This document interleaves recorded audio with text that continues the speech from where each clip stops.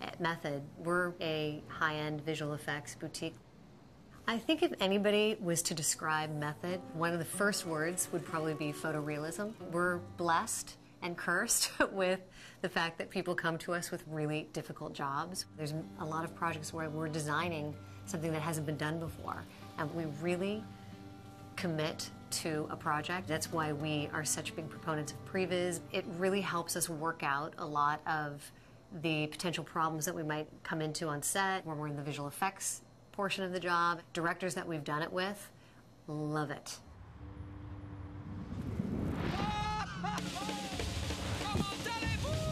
For this Pepsi commercial, Maya was a huge help before we even shot it. One of the things that was really important for this project was prevising it. Some of these shots we had a ball bouncing off a concrete pillar, getting hit by a train, and we had to make that in a camera move. We had to basically make the whole commercial before we make the commercial. Once we had done that, we were able to extrapolate the camera data and the animation data from Maya and input it into a MoCo rig that we were using on set. We ended up blending the rig move and the camera move, and then using some clever programming, we were able to get scripts out of Maya that we were able to give straight to Flame. And it was cool because the way it worked, it was a real back and forth thing where once we changed the animation of the ball, we could just re-render the script and give it to the Flame people. We've created a pretty good pipeline from Maya to Flame. One of our engineers figured out a way to take the 3D track from the background, and then with the animation of the ball they created in Maya, and marry that with the 3D track of the foreground plate to create a Flame action setup, so the guy was exactly proper scale to the ball. One of the biggest things in commercials is deadlines. Render layers are unbelievably useful. We were able to make scripts that could go through and assign geometry, assign shaders to the proper render layer, and it was just a matter of just like running a script and you could set up a file. It's saved us weeks on many projects, and on this Pepsi spot that we worked on specifically, it was 100% necessary. Like this expedition. What's going on? I don't believe it.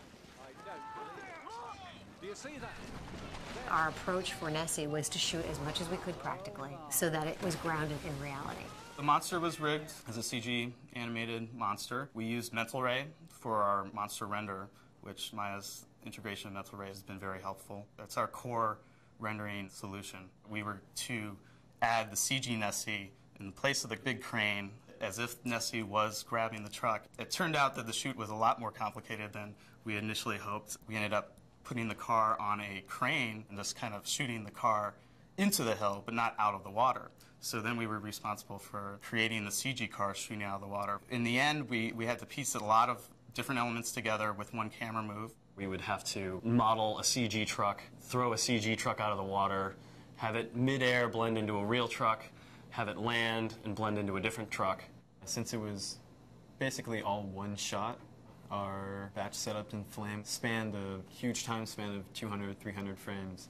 And so you needed to incorporate anywhere from 25 to 75 layers. The amount of work that we do and the amount of clips and everything we deal with and the pace that we work at, we really need the interactivity of Flame. Clients are asking for things to be done often in a shorter time frame, so we need to address that in certain ways. There are two really important factors. There's the tools that you're using and the talent. And my artists are using Maya and Flame. We don't feel like there's anything else out there that allows us to do what we do on a daily basis to meet the deadlines that we have to meet. So that's why we're committed to working with them.